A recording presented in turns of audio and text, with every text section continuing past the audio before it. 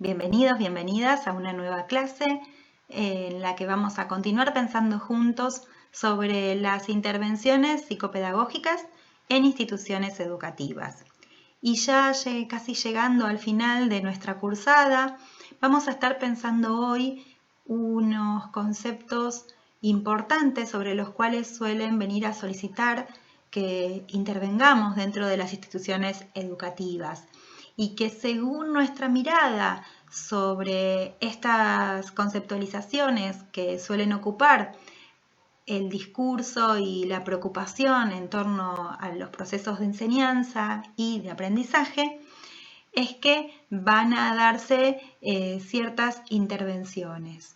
¿Cuáles son estas conceptualizaciones sobre las que vamos a trabajar hoy?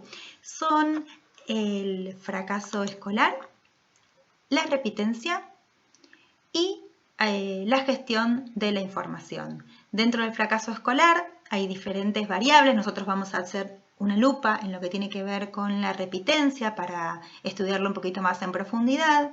Y dentro de lo que es la gestión de la información y cómo trabajar los datos que diversas herramientas nos pueden dar en la escuela, vamos a hacer foco en lo que respecta a la información que podemos obtener a través de las evaluaciones. Para comenzar, si les parece, nos vamos a ocupar de un concepto que es muy importante, que es el de educabilidad. ¿Por qué? Este concepto está muy relacionado a todo lo que tiene que ver con el fracaso escolar y dentro de este con la repitencia, ya que suele suceder que los y las docentes se acercan a nosotros para preguntarnos qué hacer cuando comienzan a dudar de que un estudiante tiene posibilidades de aprender determinado objeto de conocimiento, ¿no? Ponen en duda la capacidad de un alumno o de una alumna de poder apropiarse de determinado contenido. Y entonces hablamos de educabilidad y la vamos a entender desde dos posibles miradas. Por un lado, podemos encontrarnos con docentes que puedan entender a la educabilidad como una propiedad del individuo. Y ahí es donde la pensamos como la capacidad intrínseca de los sujetos de ser educados. Esto quiere decir que implícitamente tenemos la idea de que en determinado momento y de determinada manera los sujetos deben apropiarse de un contenido. Y esto nos habla de que consideramos el desarrollo como algo lineal y asociado a una normalidad, ¿no? Entonces, cuando hay algo que no se puede aprender, es responsabilidad del sujeto que aprende, porque hay algo intrínseco a su desarrollo, a su biología, que le impide apropiarse del objeto de conocimiento que él o la docente está transmitiendo. Nosotros desde la cátedra vamos a posicionarnos desde una idea que consideramos superadora, que es la que trae Vaquero, cuando nos habla de la educabilidad, pero entendida como algo situacional.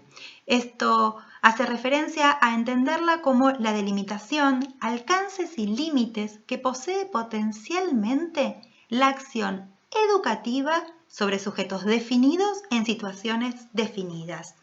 ¿Esto qué implica? Implica entender que el aprendizaje ya no es responsabilidad del estudiante, de su nivel de desarrollo, de sus posibilidades, sino de la situación en su conjunto, del escenario que como escuela vamos a poder brindarle. Y desde ahí, si posicionamos nuestra mirada en entender a la educabilidad como una situación, nuestras intervenciones van a ser no sobre el sujeto individual, en quizás suministrarle evaluaciones psicométricas para ver qué está pasando, por qué no aprende esto o demás, sino en la situación en su conjunto y realizando nuestra intervención de una manera más global. Si bien no descartamos que existen estudiantes que tienen necesidades específicas especiales sobre las que tenemos que intervenir, siempre recordemos que hoy hablamos de apoyos que se van a dar desde el contexto, ¿sí? Entonces, cuando entendemos a la educabilidad como situacional, vamos a considerar que el aprender depende no solo del sujeto, sino además de lo que le pase intrínsecamente, de los modos de presentación de los objetos de conocimiento, de las historias de aprendizaje, de las trayectorias, ¿no? Acuérdense cuando hablábamos de las trayectorias educativas reales, de las propiedades de la situación escolar, de los posicionamientos subjetivos, de los diferentes actores que van a influir en el aprendizaje. Y también podemos pensar otras categorías, ¿no? Las invito a pensar si se les ocurre de qué otras cosas puede llegar a depender que pueda darse el aprendizaje. Bien, y un ejemplo que van a encontrar en el texto que proponemos, que está elaborado por la Universidad Nacional de Quilmes, nos parece muy claro para entender lo que implica la educabilidad como situacional. Y es el ejemplo de las personas con discapacidad visual. Previo a lo que era el desarrollo del sistema Braille, las personas con discapacidad visual eran consideradas no educables, no tenían una posibilidad de aprender. Pero sin embargo, una vez que desde el contexto se desarrolló esta posibilidad, este sistema, bueno, hoy nos encontramos con que el concepto de educabilidad, entendido históricamente, cambió y que hablamos de que las personas con discapacidad visual pueden aprender a leer, pueden aprender a escribir, algo que antes no sucedía, ¿sí? Así que de esta manera podemos contemplar lo que Vaquero se refiere cuando habla de que la educabilidad debe ser entendida como situacional y, por supuesto, como histórica, ¿sí? Bien, vamos a avanzar y vamos ahora a hacer foco en lo que respecta al fracaso escolar, ¿sí? Hablamos de fracaso escolar cuando nos ocupamos de lo que tiene que ver con diversas categorías, tales como la deserción, el bajo rendimiento de los estudiantes en determinadas materias y la repitencia.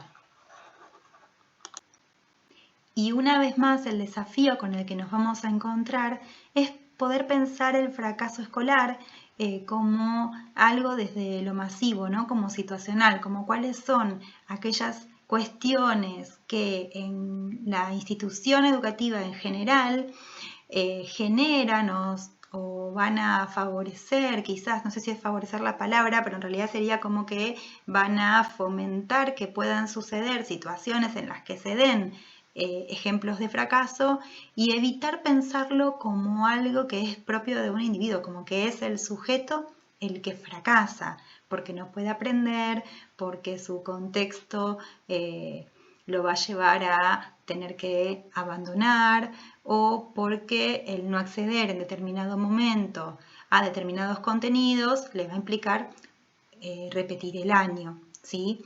Y un concepto que nos va a ayudar a pensar el fracaso escolar desde otra mirada es el concepto de zona de desarrollo próximo. Este concepto que ya lo venimos trabajando y que sé que lo han trabajado en otras materias, lo que nos va a decir en este caso, nos habla de posibilidades, ¿sí? De que toda persona puede con ayudas tener una posibilidad, ¿sí? Poder aprender un poco más, ¿sí? Nos habla de que con un andamiaje uno puede alcanzar aprendizajes y nos implica a pensar y a frenar un poco cuando nosotros queremos como docentes, como psicopedagogos, predecir qué es lo que puede pasar. La zona de desarrollo próximo nos habilita a pensar en posibilidades, en que con determinados apoyos, con determinados andamiajes que tenemos que pensar de manera singular para cada situación, un estudiante va a poder avanzar en sus aprendizajes. Y es ahora donde entonces vamos a hacer foco en otro de los conceptos que tenemos para trabajar hoy, en otras de las variables, que es la variable de la repitencia.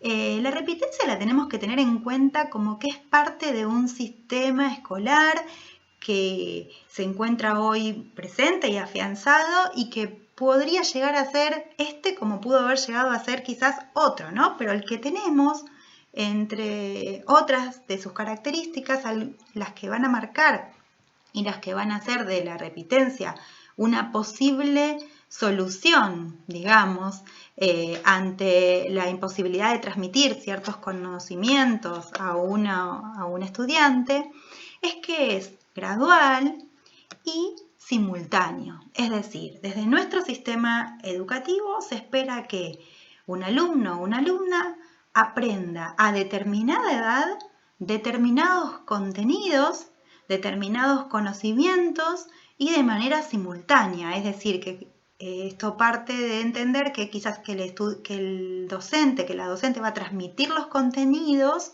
y que el alumno los va a adquirir a una edad determinada y de manera simultánea al mismo tiempo y de la misma manera que sus compañeros. Pensando esto es que tenemos que empezar a cuestionarnos cuáles van a ser nuestras intervenciones cuando quizás se acerque un docente a preguntar en el nivel primario, ¿te parece que Mariano tiene que repetir? Me parece que sí, ¿qué podemos hacer? O en el nivel secundario también pensarlo como algo que un estudiante, por no adquirir los contenidos de 2 materias, va a volver a tener que repetir el aprendizaje y los contenidos de todo un conjunto de saberes, ¿no? Algo para pensar y para analizar junto a los docentes que vienen a plantearnos esto.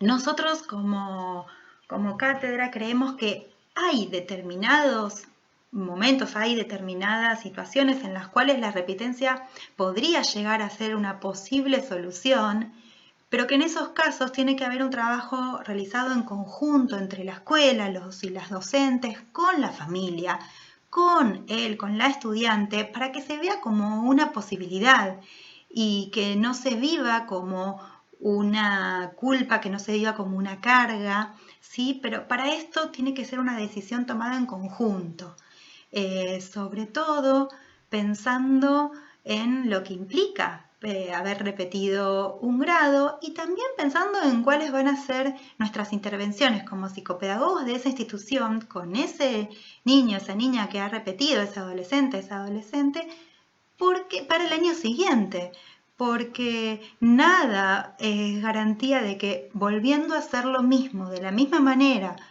2 veces, los contenidos se aprendan, se afiancen, ¿no? Así que esto es algo para pensarlo y para trabajarlo mucho en las intervenciones propias y en las intervenciones que se hagan en la institución y con los y las docentes y el equipo directivo, ¿no? Y por supuesto también con la familia y con los estudiantes. Bien, la repitencia suele ser definida a partir de evaluaciones, ¿no? Hay en la escuela muchos instrumentos que van a darnos datos para poder trabajar la información y poder tomar decisiones en nuestras intervenciones. Según cuál sea el momento del año, según cuál sea el proyecto, según cuál sea el momento en la historia de la institución, van a ser los datos que vamos a tomar para analizarlo y eso van a poder leerlo ustedes en el documento que les presentamos en la cátedra. Puntualmente vamos a tomar ahora lo que respecta a las evaluaciones. ¿Por qué? Porque consideramos que a partir de las evaluaciones es donde se obtiene la información más dura, digamos, a partir de la cual los docentes van a venir a cuestionarnos la educabilidad de un sujeto, ¿no? Y si es necesario que o no, o si se está pensando o no en su repitencia. Es importante cómo usamos la información que nos dan las evaluaciones. Nos habla Jimeno Sacristán de que podemos tomarlas con un doble perfil, desde un perfil técnico que está más basado en el análisis del método, del instrumento y del control que se va a obtener por esto, o de un perfil más filosófico que nos va a hablar del sentido de la evaluación. Los docentes suelen decirnos que evalúan todo el tiempo y desde ahí es como que justifican cuál es la calificación que le ponen a determinado estudiante, ¿no? Bueno, es que yo evalúo todo, es que yo tengo en cuenta absolutamente todo lo que sucede en la clase, pero en realidad van a también sacar una foto, ¿no? Que viene a ser el instrumento de evaluación que se toma en determinado momento y a partir del cual yo encuentro errores, ¿no? Errores por los cuales un estudiante no puede resolver el ejercicio como el docente, como la docente esperaba. Entonces ahí donde tengo que pensar cómo veo esos errores, ¿no? Y considerarlos como problemas para descifrar. ¿Qué implica esto? Pensar, a ver, el problema estuvo en cómo no comprendió la consigna, el problema está en que está teniendo problemas para redactar, el problema está en que este estudiante está teniendo problemas para organizar o secuenciar aquello que quiere decir, está el problema en que no memorizó determinada información necesaria para poder responder. Depende cuál sea la evaluación, van a ser las preguntas que me voy a hacer. Pero esto de considerar los errores como problemas para descifrar y no como respuestas exactas que un sujeto dio y que entonces quiere decir que directamente no sabe, nos van a servir para ver de qué manera podemos intervenir con este estudiante. ¿Sí? Si tengo que pensar en brindarle técnicas de estudio, o si tengo que pensar en trabajar lo que tiene que ver con la comprensión de textos, la comprensión de consignas o la elaboración de determinadas destrezas, ¿no? Es importante que acceder a los formularios, a los instrumentos de evaluación y poder trabajarlos con una mirada situacional, una mirada psicopedagógica. ¿Sí? Recuerden los irrenunciables de los que hablábamos algunas clases atrás. Bien, y un punto muy importante es ser consciente de las consecuencias de los juicios que emitimos. Si nosotros a partir de estas evaluaciones decimos, no, este pibe ya está, no puede, estamos creando realidades, estamos haciendo que ciertas cosas se den de determinada manera. Lo mismo cuando decimos, wow, qué capo este estudiante, mirá cómo respondió esta evaluación. Estamos habilitándolo, estamos confiando en sus posibilidades y esa estudiante va a tomarlo esto y seguramente va a ser exitosa en su trayectoria como alumno, como alumna, ¿sí? Bien, para seguir pensando y finalizando la clase vamos a tomar esta frase que dice lo siguiente. Las diferencias entre los alumnos por sí solas no explican nada, no se transforman en desigualdades de éxito escolar, sino a través del peculiar funcionamiento del sistema de enseñanza, ¿no? Para pensarlo, para pensar esto de entender a la educabilidad no como algo del sujeto, sino como en situación. Las diferencias entre los alumnos, entre las alumnas, van a dar información en base a la mirada, a la lupa que nosotros decidamos poner. Y vamos a trabajar sobre esa información que va a generar ciertas cosas también en base a las decisiones que tomemos con nuestras intervenciones. Bueno, espero que les haya servido el recorrido que hicimos en esta clase y los y las aliento a seguir trabajando, que ya queda muy poco para finalizar esta cursada.